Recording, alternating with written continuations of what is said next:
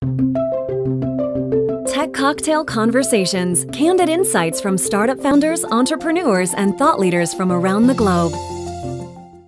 Saul Kaplan, I'm the founder and chief catalyst of the Business Innovation Factory, or we call it BIF. I'm really an innovation junkie. I believe that there's always a better way, right? Whether it's small things like the cab ride from the airport to downtown Las Vegas, or big things like driving by our public school systems and saying, how did we let that happen in this country? There's always a better way.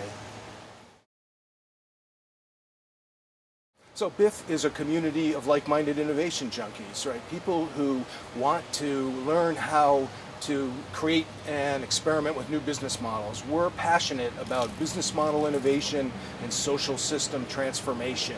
How do we go from tweaks to transformation? We sure know how to tweak things or to make incremental change in the way things work today, but how do we actually transform things? And boy, does the 21st century scream for transformation.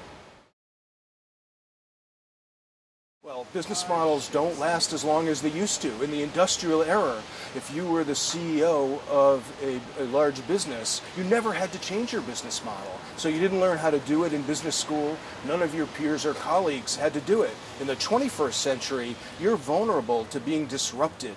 You know, I call it being Netflixed, the way Netflix completely disrupted blockbusters. No matter what business you're in, you're vulnerable to being Netflix. So you'd better learn how to do R&D for new business models while you're still pedaling the bicycle of their current one.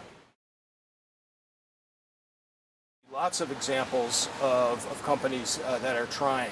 I think Apple is the one most people talk about. When Steve Jobs was passionate about transforming his business model all the time. I think Zappos is another example. I think the work that Tony and everyone at Zappos is doing is clearly a business model innovation, using culture to drive transformational change in customer service. And now look at it, actually working here in the downtown project, trying to transform a community. It's very impressive.